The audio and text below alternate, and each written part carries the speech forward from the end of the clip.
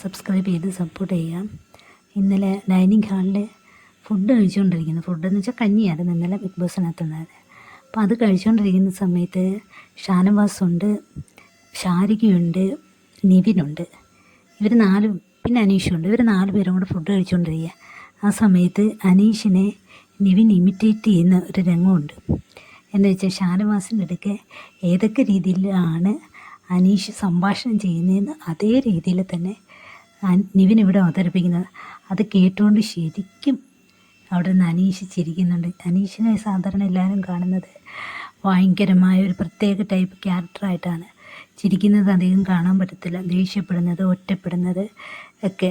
കാരണം പുള്ളിക്കാരൻ ചൊറിയുന്നൊരു സ്വഭാവമാണ്. തുടക്കത്തിലൊക്കെ നമുക്കാർക്കും ഇഷ്ടപ്പെടത്തില്ല. ഇപ്പം എല്ലാവർക്കും ഉള്ള കൂട്ടത്തിൽ ഏറ്റവും ബെറ്ററാണെന്നാണ് പുള്ളിക്കാരന് തോന്നുന്നത്. അപ്പോൾ ഇമിറ്റേറ്റ് ചെയ്യുന്ന സമയത്ത് നല്ലതുപോലെ ചിരിക്കുന്നുണ്ട്. ചിരിച്ച് കണ്ണിൽ നിന്ന് വെള്ളം വരെ വരുന്നുണ്ട്. ഒരു ടിഷ്യൂ പേപ്പർ ഒഴിച്ച് കണ്ണ് തുടയ്ക്കുന്നുണ്ട് കഞ്ഞി കഴിക്കുന്നതിനൊപ്പം തന്നെ. ഷാനവാസിനെടുക്ക് സംസാരിക്കുമ്പോൾ മരക്കഴുത എന്നൊക്കെ വിളിക്കത്തില്ല, അതൊക്കെ അതേ രീതിയിൽ പറയുന്നുണ്ട്. അതുപോലെ ശാരികയായിട്ടൊക്കെ എങ്ങനെയാണ് അനീഷ് സംസാരിക്കുന്നതെന്നും നിവിൻ അഭിനയിച്ച് കാണിക്കുന്നുണ്ട്.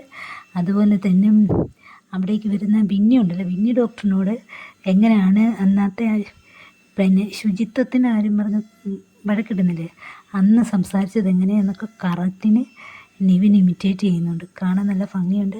അത് നല്ല ഭംഗിയായിട്ട് മനസ്സ് നിറഞ്ഞ് ആര് ചിരിക്കുന്നുണ്ട്, അനീഷ് അവിടെ ചിരിക്കുന്നുണ്ട്. അത് കണ്ടുകൊണ്ട് തന്നെ നിവിൻ പറയുന്നുണ്ട്, ശാരിക എല്ലാവരും പറയുന്നുണ്ട് അനീഷ് ചിരിച്ച് കാണുന്നത്. ഇപ്പം നിവിൻ പറയുന്നത് ഈ മനുഷ്യൻ ചിരിച്ചിപ്പോൾ ആദ്യമായിട്ടാണ് കാണുന്നത്, ലോകം അവസാനിക്കാൻ പോവുകയാണെന്ന് വരെ പറയുന്നുണ്ട്.